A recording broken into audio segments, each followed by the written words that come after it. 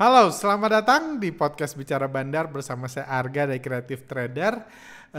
Pada podcast kali ini sekali lagi saya akan bahas tentang saham brand. Saya tahu udah ada yang komplain karena sebulan terakhir kami terus bahas saham brand berulang kali, tapi ya diharap mengerti juga karena senang tidak senang memang saham brand lah yang paling hot dalam sepanjang tahun 2024 ini. Senang tidak senang, saham brand sempat menjadi perusahaan terbaik di Bursa Efek Indonesia, dan karena di FCA kan jadi turun ke peringkat kedua terbaik, dan hari ini harganya kembali bangkit lagi disertai dengan pembelian langsung dari Pak Prayogo Pangestu untuk memberikan pesan kepada seluruh investor dan seluruh Indonesia bahwa beliau sudah nggak takut soal FCA. Jadi memang banyak sekali pembelajaran yang bisa kita ambil, banyak sekali cerita hot yang bisa kita bahas. Jadi itu sebabnya sekali lagi saya akan bahas saham brand, dan saya harap sih ke depannya saya nggak usah bahas saham ini lagi. Saya berharap ke depannya saham brand bisa terus naik kalem pelan dan menjadi saham nomor 1 di Indonesia lagi, dan setiap investor yang memiliki saham brand bisa diberikan keuntungan yang sebesar-besarnya. Kurang lebih itu sih doa dan harapan saya ya. Cuma sebelum itu terjadi, mari kita bahas dulu, mari kita pelajari dulu apa yang terjadi, update-update terbaru di saham brand yang baru aja bangkit 2 hari terakhir diarahkan.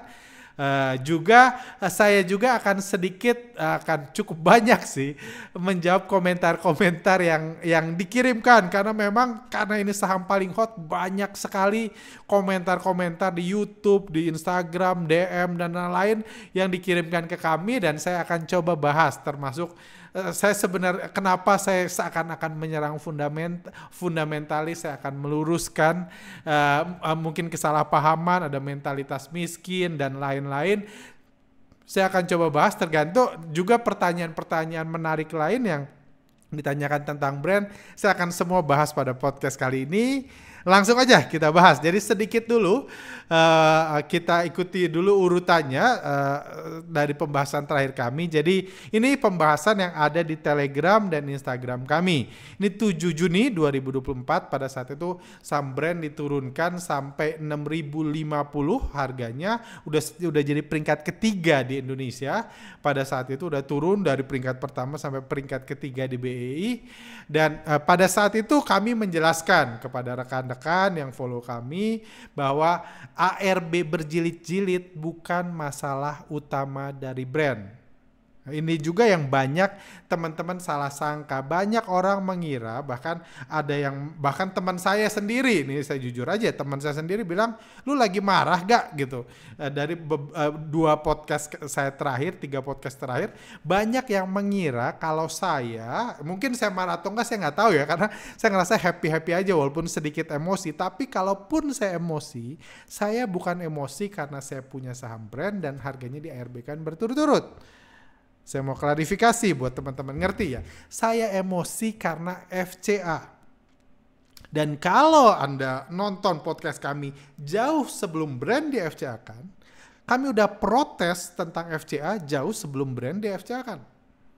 Kami bahkan udah buat gathering buat para investor. Kami undang semua investor untuk gathering, membahas strategi di saham FCA, membahas kebijakannya, peluangnya, dan begitu banyaknya investor yang dirugikan karena FCA.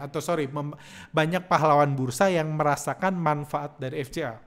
Kami udah tunjukkan juga datanya bahwa FCA itu banyak sekali pahlawan bursa yang akhirnya menjadi pahlawan sejati karena FCA. Kayak gitu. Dan benar juga korban korban investor retail di brand karena FCA itu nggak banyak. Korbannya jauh ada di saham-saham lainnya yang jauh lebih banyak. Jadi yang kami against itu FCA. Yang mungkin kalau saya emosi pun saya emosi karena FCA. Karena menurut saya kebijakan ini bisa menghancurkan bursa kita. Bisa membuat bursa kita jatuh. Ini karena saya peduli, mungkin saya terkesan marah. Nggak ada urusannya sama brand. yang buat saya marah. Mudah-mudahan nih ngerti ya. Mungkin saya udah jauh lebih tenang, udah cuan dan lain-lain. Mungkin ininya juga dan tentunya ya, kenapa saya lebih tenang karena ya tentunya update. Mudah-mudahan proses akuisisi yang berjalan dengan lancar ya kayak gitu. Jadi di sini pertama, jadi saya bukan takut karena ARB berjilid-jilid. Kayak gitu. Itu pertama ya saya jelaskan. Saya juga bukan takut karena brand tidak ada fundamentalnya. Karena tidak ada kantornya. Itu sama sekali tidak membuat saya takut. Karena FCA, menurut saya FCA akan memakan korban sangat banyak. Dan yang parah lagi, FCA itu nggak jelas. Setiap saham bisa di FCA-kan. Dengan kebijakannya. Selama dia disuspend 2 kali, bisa di FCA-kan. Yang memutuskan suspend siapa? Bursa. Alasannya apa? Nggak ada manusia manapun yang tahu kecuali bursa. Kenapa saham disuspend? Ada saham yang naik banyak, nggak pernah disuspend. Yang pernya sampai 2000, nggak pernah disuspend. Tapi brand naik sedikit, naik 1-2 minggu sampai all time high, disuspend. Di FCA kan. Jadi menurut saya itu sangat bahaya.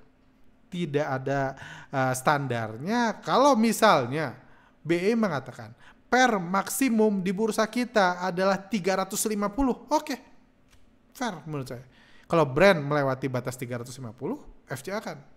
Dan juga berlaku buat semua saham yang pernya 350 di FCA kan. Menurut saya itu fair. Ya, situ yang buat aturan, situ yang punya silakan. Itu sebabnya bahkan sebelum brand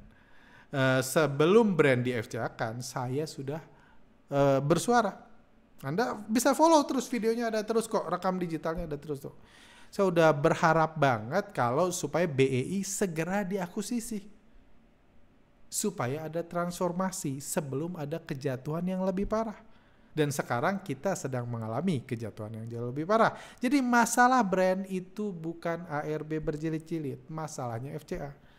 Bahkan saya mengatakan di post 7 Juni ini, saya mengatakan ketika harga sahamnya jatuh ya, saya mengatakan baca di Instagram kami, nggak susah bagi bandar brand, bagi supir angkot menaikkan brand dari 6.000 ke 20.000 itu nggak susah. Mereka dari 700 ke 15.000 di pasar reguler aja gampang, apalagi di FCA. Kalau poinnya itu. Jadi kenapa harus khawatir? Sama ARB berjilid-jilid, nggak susah. 2 hari setelah itu, arah 2 kali nggak susah juga kan? Cuman yang bahaya adalah kalau ngebandel, kalau belum satu arahan nih bursa kita, bisa-bisa brand diarahkan berjilid-jilid, di FCA akan sekali lagi disuspend, dilarang dijual, atau dipaksa turun, dilarang naik, dipaksa turun. Itu yang menurut saya bahaya. Dan kalau itu sudah dilakukan di perusahaan nomor 1 di Indonesia, semua perusahaan tanpa kecuali bisa dilakukan itu tanpa sebab yang jelas. Itu yang menurut saya sangat berbahaya, itu yang saya protes habis-habisan. Kalau Anda punya jejak digital dari 2 tahun lalu, sejak kebijakan penutupan mata investor retail, itu seluruh Indonesia, seluruh pelaku pasar di Indonesia tahu ya harusnya yang paling kesal saya. Karena saya yang menciptakan, bisa dibilang yang menciptakan atau mempopulerkan ke seluruh Indonesia analisa bandarmologi. Dan kebijakan itu untuk membatasi analisa bandarmologi. Melarang analis bandarmologi menganalisa di jam market. Saya nggak sekesal ini kok. Anda nonton aja, saya ketawa-ketawa. Saya nggak sekesal ini kok dengan kebijakan itu. Karena bagi saya oke lah itu buat ekosistem, buat rantai makanan, bandar harus cuan dan lain-lain. Saya bilang ya udah Bu, kalau bandar cuan kita juga cuan ya udahlah kita happy-happy aja meskipun mata ditutup. Itu respon saya. Tapi kalau FCA saya cukup menentang sama ini karena kebijakan ini karena menurut saya sekarang ada bursa UPAL, ada bursa luar negeri orang mulai trading, sementara bursa Indonesia kayak gini menurut saya ini bahaya. Jadi ini kepedulian. Itu satu saya clearkan dulu ya. Jadi dan masalah brand juga bukan ARB berjilid-jilid. Bukan juga arah berjilid-jilid. Kalau nanti selanjutnya arah berjilid-jilid bukan. Masalahnya adalah FCA. Kebijakan yang nggak jelas, yang kalau belum satu tujuan, belum dibersihkan, bisa aja jadi bermasalah lagi. Itu masalah brand. Jadi bukan harga. Saya nggak pernah merasa stres sama harganya. Dan 10 Juni, hari Senin kemarin, kami mempost juga di Instagram kami yang mengatakan bahwa kemarin 10 Juni adalah hari penting buat bursa. Karena di sini dijelaskan ini ada surat undangan dari website BEI yang buat kepada seluruh para pemegang saham dari Indonesia Stock Exchange atau PT Bursa Efek Indonesia. Pemegang sahamnya akan ada RUPS tanggal 26 Juni 2024. Ini RUPS yang sangat penting. Karena tentunya kalau mau ada pergantian manajemen, mau ada akuisisi, mau ada pencabutan atau penambahan kebijakan akan dilakukan pada tanggal 26 Juni nanti. Kalau ada perubahan kebijakan akan dilakukan di RUPST nanti tanggal 26 Juni itu pertama. Dan siapa aja yang boleh hadir di RUPST itu adalah seluruh pemegang saham bursa kita yang adalah anggota bursa atau sekuritas yang tercatat sampai tanggal 10 Juni 2024 sampai kemarin. Artinya apa? Kalau supir angkot mau mengakuisisi BEI, udah saya bahas di podcast-podcast sebelumnya, valuasinya kira-kira berapa, strateginya gimana, silakan nonton aja. Kemarin batas waktunya. Tanggal 10 kemarin itu batas waktunya. Kalau sampai kemarin mereka belum punya cukup kekuatan, bahaya terus saham brand. Bisa di FCA-kan terus. 23 tahun di FCA-kan. Bubar. Kayak gitu. Itu fokus saya. Selalu itu fokus saya. Nggak pernah arah ARB itu supir angkot aja. Itu lagi main tawar-menawar, main itu aja. Kayak gitu. Itu satu. Jadi sudah sangat jelas. Jadi itu hari yang sangat penting. Harapan saya sih apa yang perlu dilakukan sudah dilakukan. Dan bursa kita akan terus maju di bawah kendali supir angkot. Itu sih harapan saya sebagai investor di Indonesia. Tapi investor lain punya harapan lain. Ya tentu itu hak masing-masing. Oke. Tanggal 10 Juni juga brand sempat dibanting di harga 5.500. Tapi setelahnya tiba-tiba digoreng naik di 6650. Siangnya saya buat post lagi. Saya bilang jangan senang dulu. Karena sama seperti ARB nggak penting, ARA juga nggak penting. Selama masalah utamanya belum selesai. Itu saya bahas, jangan senang dulu. Tapi saya jadi sedikit senang ketika sore-sore keluar berita nih. Bahwa ini beritanya menarik karena berita ini dirilis langsung oleh brand sendiri bahwa mengumumkan adanya penambahan kepemilikan oleh Bapak Prayogo Pangestu, chairman dari grup Barito Pacific. Jadi Pak Prayogo Pangestu melakukan pembelian saham brand sebanyak 37.848.800 lembar. Dijelaskan juga penambahan kepemilikan saham Pak Prayogo Pangestu itu merupakan bentuk dari kepercayaan beliau sebagai chairman atas langkah-langkah strategis pengembangan dan ekspansi yang telah dilakukan oleh brand bersama anak usahanya. Jadi ini saya juga bahas nih di hari ini. Di Telegram kami hari ini bahwa ini sangat menarik. Kenapa? Karena pertama adalah keputusan ini, berita ini dikeluarkan langsung oleh brand. Jadi kalau Pak Prayogo Pangestu beli saham hari ini, harusnya dealnya 2 hari lagi. Jadi keterbukaan publik 2 hari lagi. Tapi ini brand langsung ngomong hari ini saya beli, hari ini saya ngumumin. Itu satu. Jadi sengaja diumumkan. Itu satu. Kedua, ini menarik. Kenapa? Karena kalau cuma mau mengarahkan brand, itu gampang banget. Dan gak usah harus pakai nama Pak Prayogo Pangestu. Chairman dari Barito Pacific. Orang terkaya, at least mantan orang terkaya ketiga ya di Asia. Nggak harus. Pakai nama pegawainya aja, babysitternya aja, sopirnya aja, bebas. Atau belinya dibagi 5 aja. Jadi nggak kedeteksi, nggak harus heboh, nggak harus diberitakan di mana-mana kalau Pak Prayogo Pangestu buyback saham brand di masa FCA. Itu menarik lagi. Kenapa? Karena kondisi lagi panas kan. kondisi lagi panas. Bisa-bisa tambah murka nih. Orang yang gak suka brand jadi nomor 1 lagi bisa tambah murka. Apalagi dibeli langsung Pak Prayogo Pangestu. Menariknya lagi, ini dilakukan tepat di tanggal 10. Batas waktu proses akuisisi. Proses pembelian saham lah, bukan akuisisi. Proses pembelian saham BI. Karena yang bisa datang ke RUPST tanggal 26 Juni. Ini kebetulan yang sangat menarik. Bahkan ditulis lagi, kenapa Pak Prayogo Pangestu beli? Ditulis karena kepercayaan atas langkah-langkah strategis pengembangan dan ekspansi usaha. Mudah-mudahan ekspansi usahanya itu akuisisi yang kita harapkan. Itu harapan saya. Mudah-mudahan. Jadi mudah-mudahan ini doa kita supaya brand bisa segera naik terus-menerus. Kayak gitu. Dan ini juga tentunya kalau ada big player owner bergerak membeli sebanyak ini, tentunya akan bisa dianalisa secara bandarmologi. Bisa kita lihat di sini pembelian 3778 ini dilakukan oleh broker DX. Jadi Pak PP beli pakai broker DX sebanyak 378 ini. 378 ribu lot ini dilakukan oleh Pak Prayogo Pangestu. Itu pertama, beli. Mereka beli dari siapa? Beli dari BK. BK itu siapa? Ya mereka juga harusnya. Kemungkinan besar mereka juga. Artinya apa? Artinya ini bukan akumulasi. Ini bisa disebut genderang perang. Bisa ini disebut terompet kemenangan.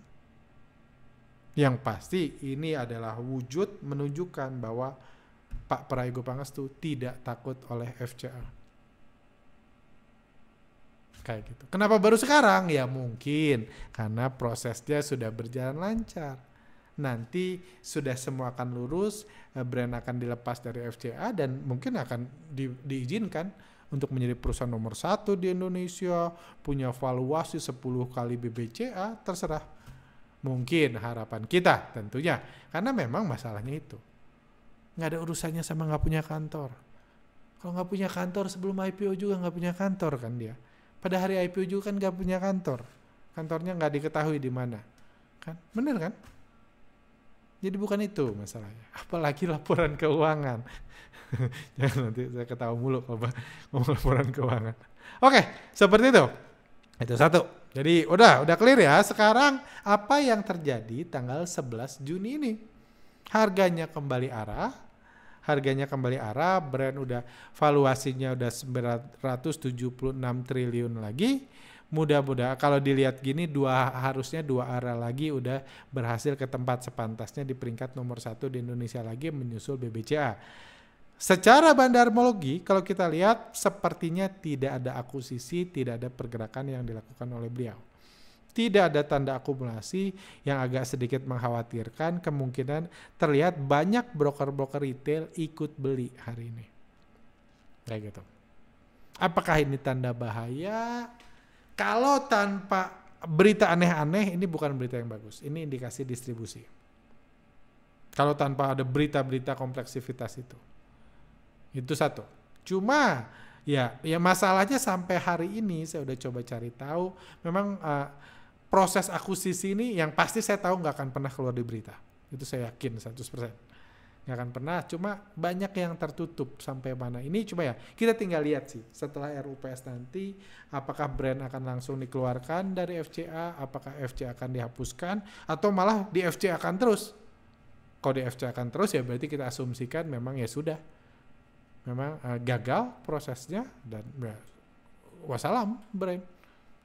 Bisa sampai ini 7 turunan di FCA kan kayak gitu. Bisa aja. Kayak gitu. Setiap naik di FCA kan FCA-nya naik 1 hari, FCA-nya nambah 30 hari. Bisa kayak gitu.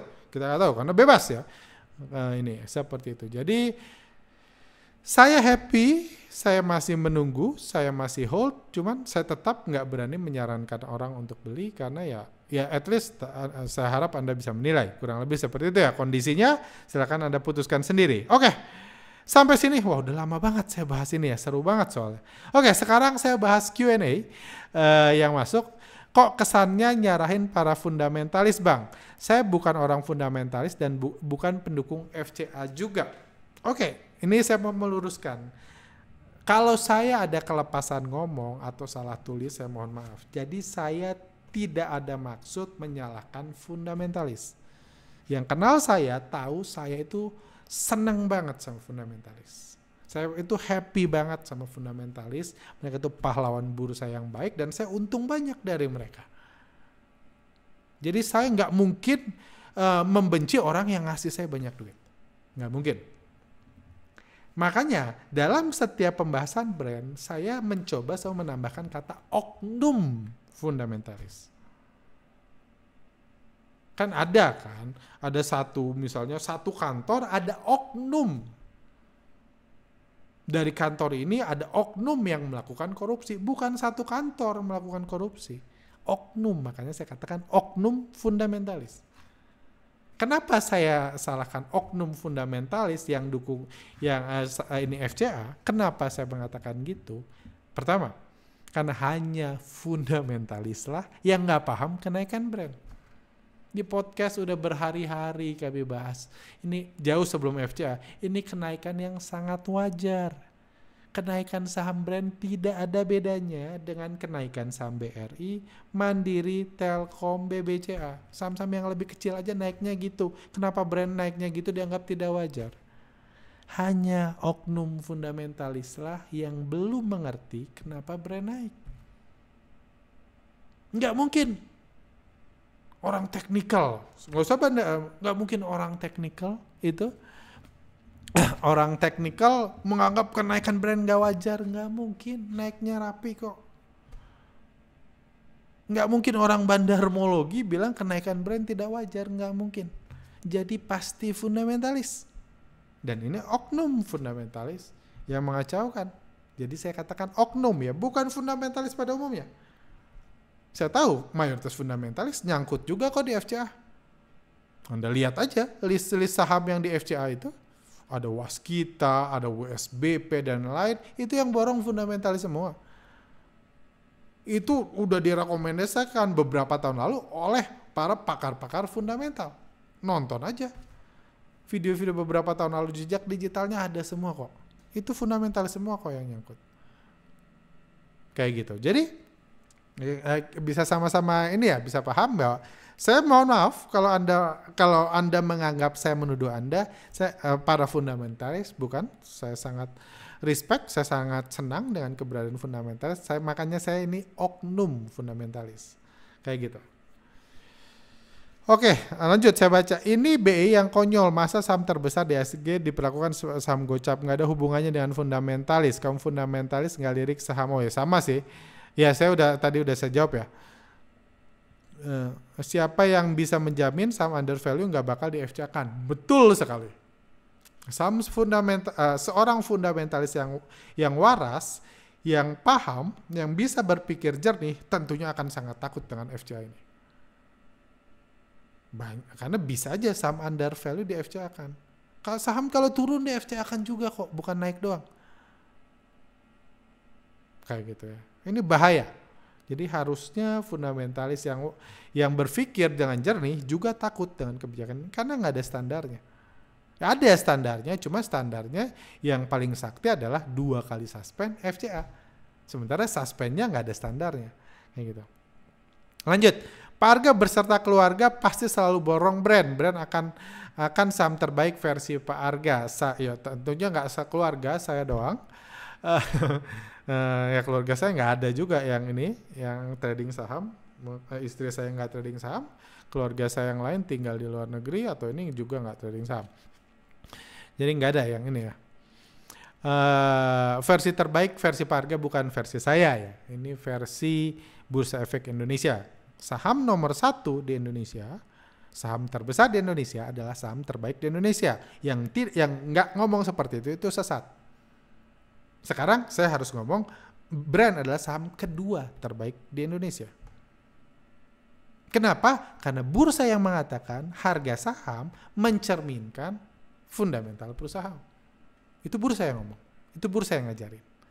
Kayak gitu ya. Jadi siapapun pakar manapun yang mengatakan brand bukan saham kedua terbaik di bursa kita, itu sesat. Karena dia perusahaan kedua terbesar di bursa kita. Oke, di clear ya. Jadi bukan saya yang ngomong. Seakan-akan saya pom-pom nyuruh Anda beli saham brand, enggak. Ini bursa kok. Sekarang saya harus mengakui, sekarang bukan nomor 1, bukan terbaik. Kedua terbaik. 2 hari lagi mudah-mudahan jadi terbaik lagi. Kayak gitu. Ini saya udah baca. Bang Arga, saya mau cepet-cepet aja. Tidak setuju dengan FCA karena ini kebijakan yang absurd. Mendingan emiten yang masuk ke dalam pemantauan khusus dibuka aja sampai Rp1, jangan ditutup harga peminat dan tidak ada keterbukaan. Setuju. Kalau bursa memang pengen mayoritas saham jadi Rp1, nggak apa-apa, itu hak mereka. Tapi jangan di FCA-kan, kasihan yang udah nyangkut.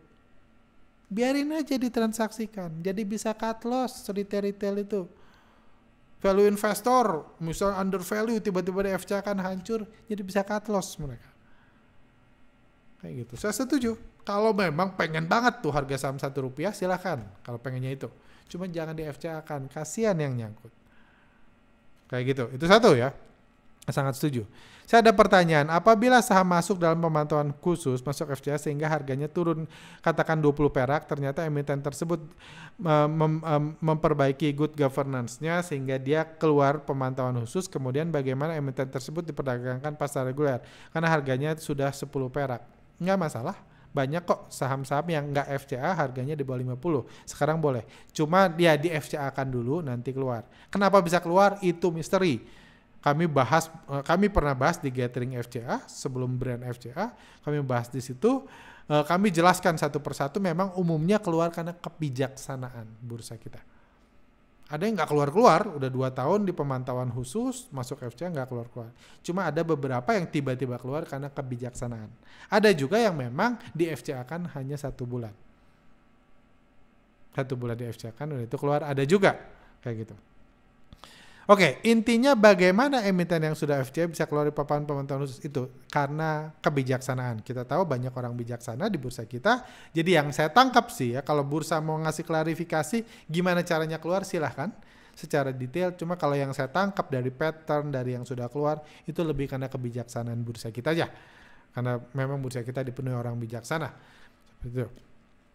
Oke, lanjut. Brand dividend yield-nya 0,03%, saham turun 30%. Retail ada baiknya main saham yang fundamentalnya bagus seperti BMRI, BRI, BNI, BNGA, NISP yang yield dividennya rata-rata 6%. Pengalaman gua retail plankton. Setuju. Bagi Anda yang nggak bisa membaca pergerakan bandar dan mengharapkan dividen, jangan pernah beli brand. Anda boleh catat ini, saya sendiri yang ngomong. Meskipun brand perusahaan kedua terbaik di Indonesia, jangan pernah beli brand kalau Anda mengharapkan dividennya. Karena dividen yield brand itu 0,03%. Dari komentar ini saya nggak tahu dia ngitungnya gimana, cuma anggaplah ini benar, 0,03%. Jangan beli saham brand kalau Anda mengharapkan dividen. Kalau Anda pengen dividen, senang nyangkut dan lain-lain, beli BMRI, beli BRI, beli BNA, BBNI, BNGA, NSP, saya sangat setuju. 100% saya setuju. Kalau Anda mau cari dividen, jangan beli brand. Karena brand ini nggak pengen mengejar BMRI, wong dia di bawah. Nggak pengen mengejar BBRI, wong dia di bawah kok, perusahaan kecil bagi brand ini. Dia nggak pengen nyontoh BRI, BNI, apalagi BNG atau NSP. Brand itu bukan itu fokusnya. Brand itu fokusnya mengejar Nvidia. Yang dividen yield-nya 0,003%. Kami bahas juga di Telegram. Itu tujuan brand. Dia mengejar yang di atas lah, masa ngejar yang di bawah. Kayak gitu. Oke, saya setuju ya, 100% saya setuju. Kalau mau ngejar dividen, jangan beli brand. Simpel. Saya juga nggak pernah mengharapkan brand. Kalau brand mengatakan brand nggak akan pernah bagi dividen lagi selama 20 tahun ke depan pun saya nggak apa-apa. Asal selama 20 tahun ke depan harga sahamnya naik terus, saya happy jadi pemegang saham brand selama 20 tahun ke depan. Even nggak pernah bagi dividen. Oke, lanjut. Semua orang nggak sadar kalau bicara FCA selalu dikaitkan dengan yang pasti dia investor brand. Padahal ini masalah untuk semua, setuju 100%. Dengan aturan baru ini sebagai investor justru takut kalau saham-saham yang dimiliki naik terlalu cepat, karena saham apapun di BI kalau naik terlalu cepat bisa UMA, kalau UMA 2 kali pasti kena FCA. Itu dia. Dan Brand bukan saham yang naiknya paling cepat dalam periode sejak sejak suspend pertama sampai suspend kedua kan dia naik betul. Tapi masih banyak saham yang naik lebih cepat, tapi Brand yang di FCA-kan oleh oknum fundamental tadi yang nggak ngerti kenapa Brand naik. Seperti itu, setuju? Jadi ini masalah besar buat semua. Saya harap semua setuju ya. Saya tahu memang ternyata ada banyak tuh buzzer FCA yang mendukung FCA, ternyata ada banyak. Cuma harusnya investor, siapapun Anda, harusnya Anda khawatir dengan kebijakan seperti ini. Saya sangat khawatir. Itu sebabnya saya harap mudah-mudahan segera dihapuskan. Oke, ini sangat setuju dengan FCA. Sistem lama cuma memperkaya orang-orang seperti Prayogo saja, padahal sahamnya jelek, rugi. Jadi orang-orang terkaya cuma bisa goreng-goreng saham. Brand pantasnya Rp 1. Oke, pertama, tolong kasih tahu saya kalau ada orang-orang terkaya di Indonesia atau di dunia yang jadi orang terkaya tanpa menggoreng saham. Tolong kasih tahu saya. Karena saya nggak ketemu satu pun. Semuanya jadi orang terkaya karena harga sahamnya naik gila-gilaan. Banyak buzzer FCA bilang BBCA. BBCA itu wajar, perusahaan nomor 1, kok bisa? Kan bank di Indonesia ada 3 besar. BRI labanya paling besar, Mandiri asetnya paling besar, BCA satpamnya paling ramah. Kenapa BCA yang nomor 1? Coba pikir sendiri. Itu satu. Kedua, mengatakan Brand pantasnya Rp 1. Ini menurut saya etikanya tolong dijaga. Kenapa? Karena yang menentukan harga Brand pantasnya berapa bukan Anda. Anda punya aja enggak. Keterlaluan. Yang menentukan harga saham berapa itu yang punya paling banyak. Kayak gitu. Anda punya aja enggak. Saya aja enggak berani loh bilang harga wajar Brand berapa. Harga pantasnya berapa? Siapa saya? Kalau sama supir angkot mau dinaikin 30.000, terima kasih. Sama supir angkot mau diturunin 3.000, saya terima. Karena di mana-mana yang menguasai supply yang menentukan harga, bukan komentar netizen. Seperti itu. Oke, lanjut. Kantor Brand di Selipi Bang, ada lambangnya gede tuh. Salah, di Selipi itu yang lambang gede di Jakarta, saya suka main ke situ, itu kantor Barito Pacific. Silahkan cek lambangnya, silahkan foto, Anda bandingkan dengan lambang Brand, itu berbeda. Kantor itu udah ada bahkan sebelum Brand IPO, sebelum Brand ada, kantor itu udah ada. Kayak gitu, salah. Itu kantor Barito Pacific, BRPT. Oke. Menurut saya FCA itu hukuman dari BI untuk para pejudi di bursa. Semoga setelah merasakan hukuman, semua kapok judi pindah ke saham fundamental seperti BRI, jadi BRI bisa naik lagi. Ngeri juga sih, saya nggak pernah sih dengar statement bahwa FCA itu untuk menghukum para pejudi di bursa kita. Karena ngeri juga, kalau memang ini benar, saya percaya ini nggak benar. Cuma kalau ini benar ngeri juga. Karena hari ini sampai pejudi dihukum. Mungkin 3 bulan lagi nanti pezinah dihukum. Siapa yang berzinah, harga sahamnya ARB berjilid-jilid. Di FCA kan ARB berjilid-jilid buat menghukum. Udah itu apa gitu kan? Udah itu pembohong, pemabuk. Anda kalau mabuk, besok harga saham Anda turun, ngeri banget ya. Kalau kayak gitu. Nggak ini, dan sebenarnya kalau Anda merasa, banyak juga di komen-komen yang saya bahas, ngerasa karena beli saham gorengan itu judi, itu juga salah. Silahkan search YouTube kami, ada yang membahas tentang judi dari sisi agama dan lain. Itu pembahasan, banyak yang muji juga, Anda bisa nonton komentarnya. Di situ dijelaskan judi atau enggak. Karena kalau hanya ada bandar atau enggak, digoreng atau enggak, itu enggak ada hubungannya sama judi. Karena beras juga ada bandarnya. Bunga juga bisa digoreng. Harga bunga. Kayak gitu ya, jadi enggak ada. Pindah ke saham fundamental seperti BRI, jadi BRI naik lagi, itu juga salah total. Kalau semua orang pindah ke BBRI, semua investor retail pindah BBRI, beli BBRI, berarti asingnya jual BBRI, maka saham BBRI tidak akan naik-naik. Oke? Itu juga salah, banyak banget yang masih newbie di sini. Tiap hari nyalahin fundamentalis. Aduh, ini saya skip aja. Ini kenapa masih ada di sini? Dia mirip juga ini. Dia bilang sebagai mentalitas miskin. Dia sendiri bilang, oke, ini saya mentalitas miskin. Pertama, saya mohon maaf. Memang saya waktu itu mengatakan tentang banyak fundamentalis punya mentalitas miskin. Banyak. Ini saya ngomong banyak. Karena saya lihat sendiri jauh sebelum brand di FCA-kan, banyak fundamentalis mengharapkan, memprediksi, mendoakan supaya brand jatuh. Anda lihat sendiri komen-komen.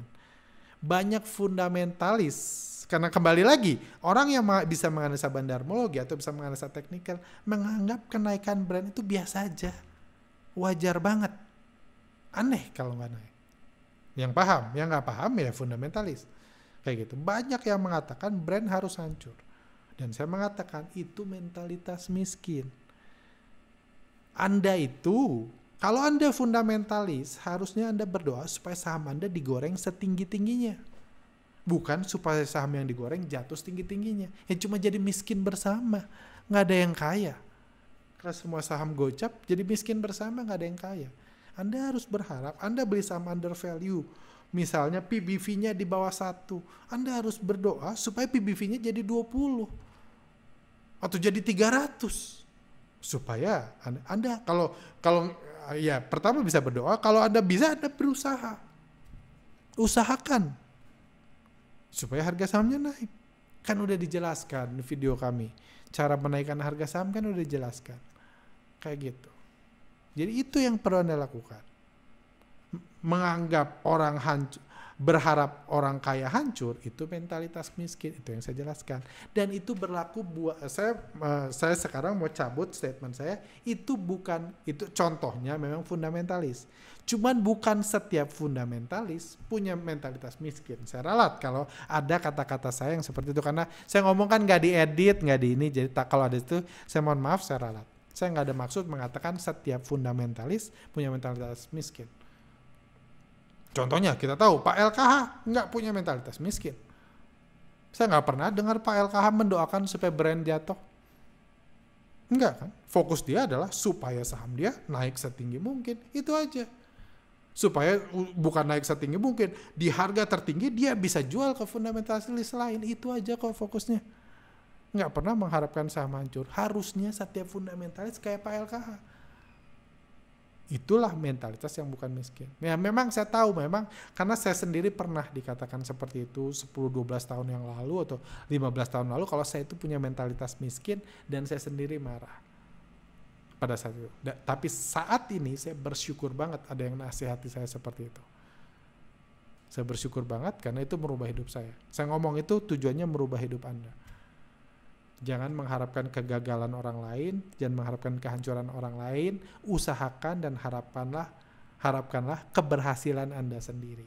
Berdoa supaya Anda dapat berkat. Anda melakukan apa supaya Anda dapat berkat, harga saham Anda naik setinggi-tingginya atau kasih dividen setinggi-tingginya, itu harusnya fokus. Setiap orang ya, mau teknikal, mau bandarmologi, mau fundamentalis, semuanya seperti itu. Kalau ada para analis bandarmologi, pengguna analisa bandarmologi yang setiap hari kerjanya mendoakan supaya saham under value semakin hancur, dia juga punya mentalitas miskin.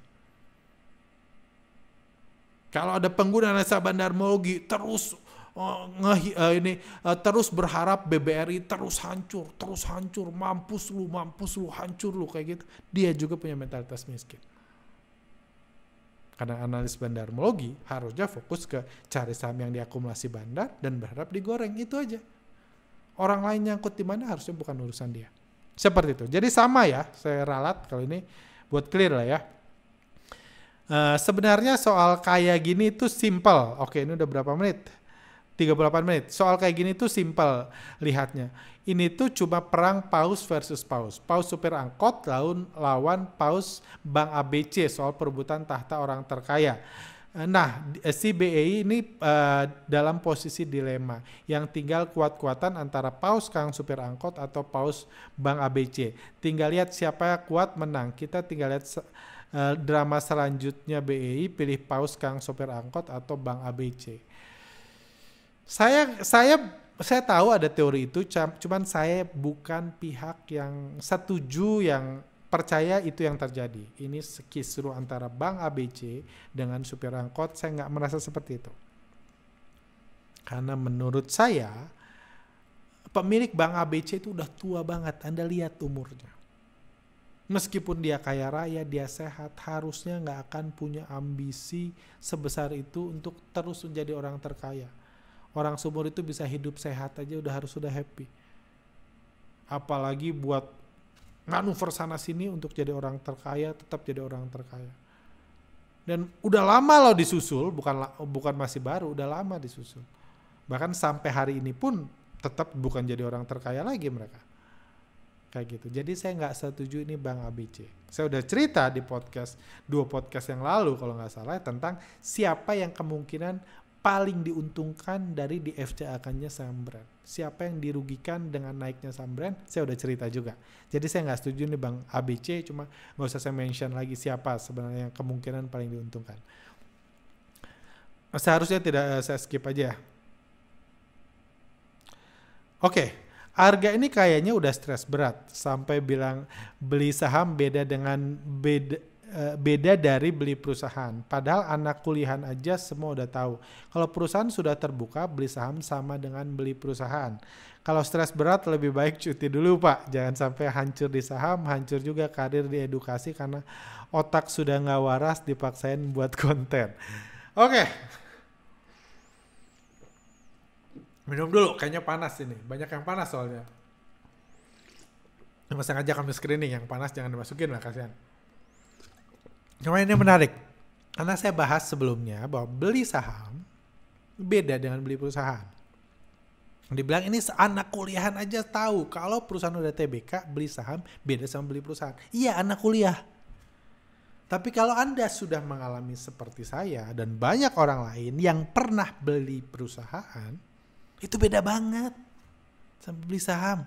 Saya beli saham itu cuma mencet-mencet HP doang, mencet-mencet keyboard doang, itu namanya beli saham. Itu bukan beli perusahaan. Contohnya, saya di podcast 1-2 tahun lalu saya cerita tentang waktu itu dari awal proses saya mau beli saham ya, beli perusahaan atau beli saham perusahaan. Jadi belinya dalam jumlah besar. Sama yang terkenal itu Pak LKH beli perusahaan atau beli sahamnya BMTR. Memang namanya sama, saham perusahaan. Kayak gitu. Saham perusahaan dan beli saham aja itu beda. Beli perusahaan itu lagi ngomong belinya dalam jumlah besar. Pak LKH ketika beli BMTR dia itu ngopi-ngopi sama Pak Haritanu. Ada foto-foto. Setelah itu setiap acara MNC Group Pak LKH masuk, itu namanya beli perusahaan. Pak LKH jadi salah satu pemilik BMTR. Itu yang saya bilang beli perusahaan. Sama seperti saya waktu itu beli startup. Saya nggak beli 100% kepemilikan. Karena kalau saya beli 100% nanti saya yang ngurus, saya yang kerja. Saya nggak bisa ngurus saham kalau saya beli perusahaan 100%. Saya beli sebagian dari perusahaan tersebut. Tapi kalau saya beli perusahaan, contoh apa bedanya sama beli saham biasa yang mencet-mencet di HP, lihat-lihat grafik itu, baca broker summary itu bedanya pertama. Kalau founder, pemilik awal gitu, pemegang saham terbesar, atau kalau direksi, simpelnya kalau direktur utama mau naik gaji, saya harus tanda tangan.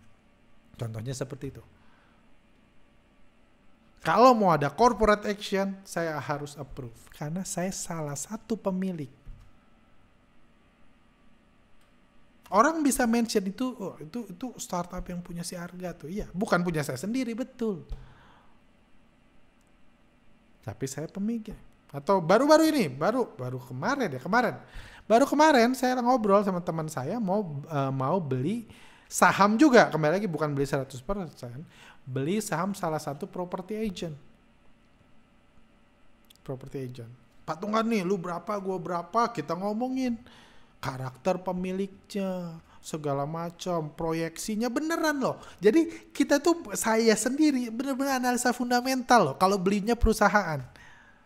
Kalau Anda pernah pasti Anda ngerasain.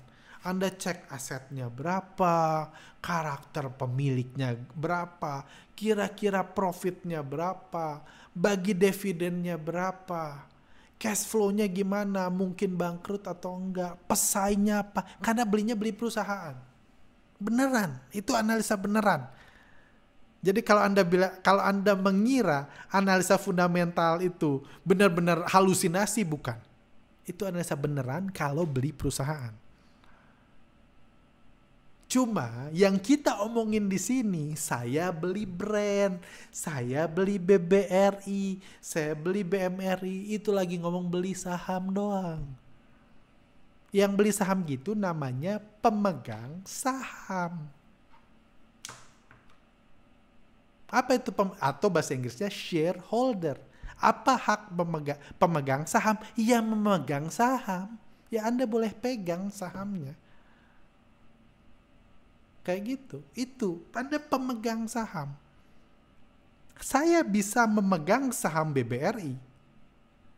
Tapi BRI tetap BUMN, badan usaha milik negara. Tetap milik negara, bukan milik saya. Nggak pernah kan karena kita semua beli BBRI jadi badan usaha milik Anda, BUMA. Enggak kan? Tetap milik negara kan?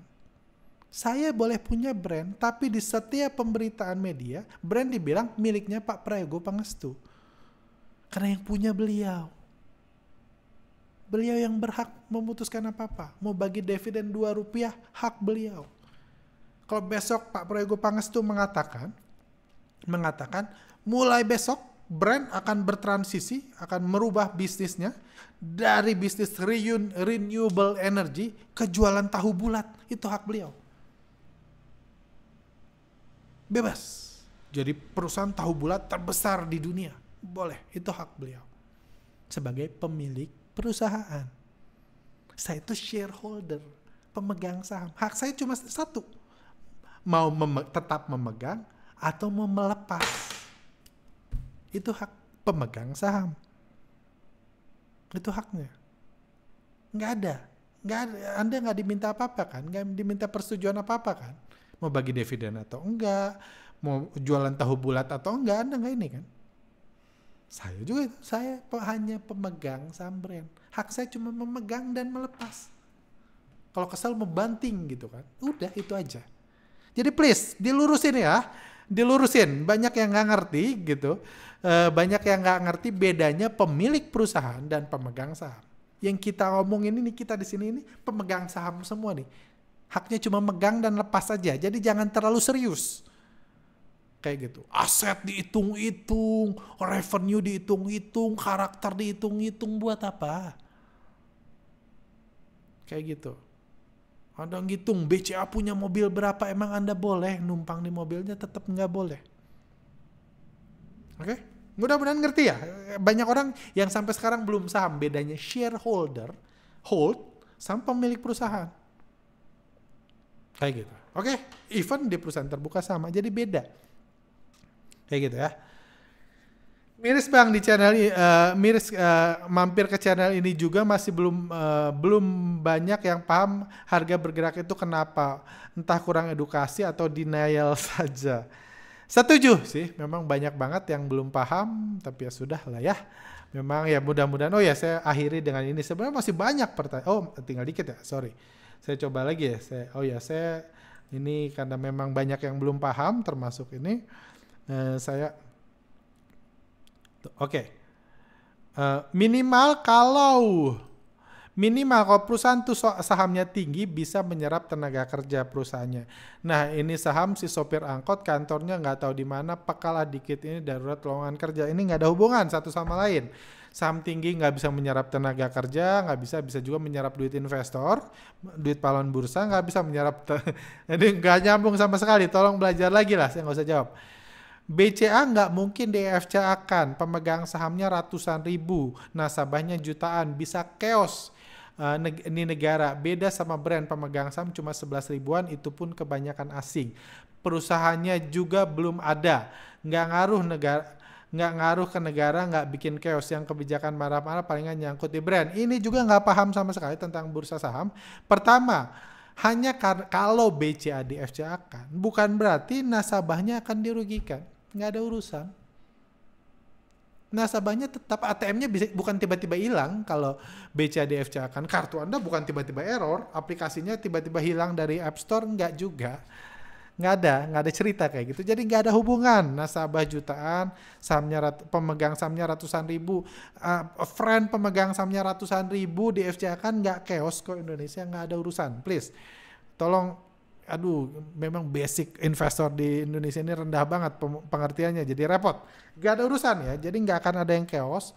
Kalau BCA di FCA kan pemegang saham ratusan ribu, wajar. Yang merasakan manfaat FCA aja udah 1,3 juta lebih gitu kan.